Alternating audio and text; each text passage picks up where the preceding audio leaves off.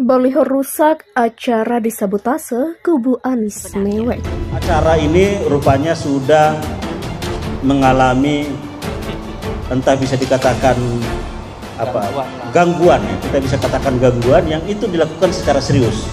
Kenapa?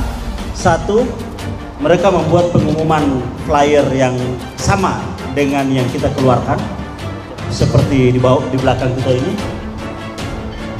namun tempatnya berbeda. Waktunya sama, tempatnya berbeda. Dari kami yang resmi, tempatnya berada di tenis indoor GBK Senayan, tapi oleh pihak yang tidak bertanggung jawab itu mencantumkan tempat pelaksana acara di Sentul, Bogor. Ada dua kejadian yang sedang menimpa kubu Anies Baswedan.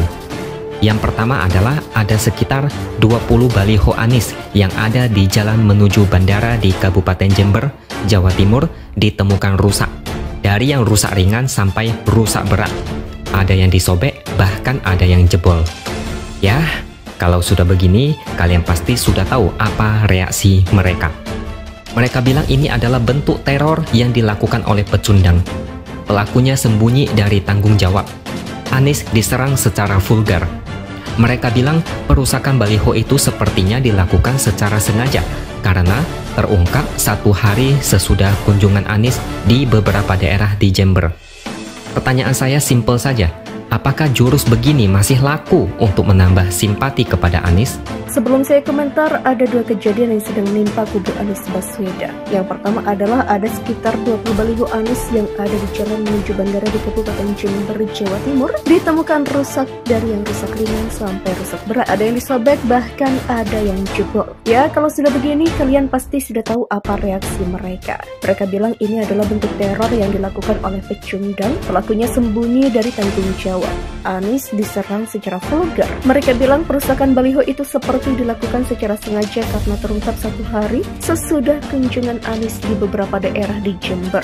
Pertanyaan saya simpel saja, apakah jurus begini masih laku untuk menambah simpati kepada Anies? Kalian boleh cek komentar-komentar terkait insiden ini. Rata-rata tidak percaya, bahkan telinga mereka sudah bosan mendengar berita model begini. Selain perusakan baliho Anies, ada juga kabar seputar acara yang disabotase. Sebelumnya ada deklarasi relawan amanat Indonesia yang digelar di tenis indoor Senayan, tapi disabotase orang. Pelakunya menyebarkan link pendaftaran yang untuk memecah konsentrasi massa di acara itu. Mereka menyebarkan kabar palsu tentang rencana kegiatan pengukuhan dan deklarasi Anies, serta pidato Anies Baswedan. Kata mereka, ada flyer yang sama, waktunya sama, tapi tempatnya beda. Acara yang dilakukan di tenis indoor Senayan, tapi flyer palsu itu mencantumkan kegiatan digelar di Sentul International Convention Center atau SICC di Kabupaten Bogor. Kita tunggu juga apakah mereka mau melaporkan ini ke polisi. Tapi saya rasa mereka takkan mau karena berbagai pertimbangan.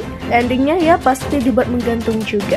Endingnya terbuka tergantung orang yang menyimpulkan kayak gimana. Kubu Anies bakal bilang ini ulah lawan politik Anies, sedangkan kubu lawan akan menuduh kalau itu dilakukan kubu Anies sendiri. Akan terjadi saling menyalahkan dan saling menuduh. Hanya saja kalau kejadian sabotase baliho dirusak, acara diganggu, diteror dan lain-lain terjadi pada kubu Anies, saya agak gimana gitu. Soalnya kejadian model begini sudah sering terjadi, tapi kita tidak boleh sembarangan menuduh. Tapi gimana pun juga sulit untuk tidak membayangkan insiden-insiden yang pernah terjadi. Misalnya dulu ada satu nenek-nenek yang ngaku dia digebukin orang tak dikenal sampai mukanya bonyok dan bengkak. Beritanya heboh sekali saat itu. Berita itu kemudian ditunggangi oleh kelompok oposisi untuk menjelekan pemerintah dengan sebutan-sebutan tendensius. Mereka dapat panggung, main api dan tersenyum karena dapat dukungan besar. Belakangan baru ketahuan kalau nenek ini bohong dan mengaku muka bonyoknya itu karena habis operasi. Mereka yang awalnya garang langsung lemes kayak kerupuk disiram air panas. Mereka mendadak ngemis dukungan agar dicap sebagai korban yang ditipu nenek-nenek. Mereka cuci tangan dan kabur sejauh mungkin. Yang jelas kita tidak akan bisa tahu kebenaran insiden sabotase dan perusakan baliho itu jika tidak ada laporan ke polisi. Kalau dibiarkan mengembang berarti sama seperti kejadian yang sudah-sudah.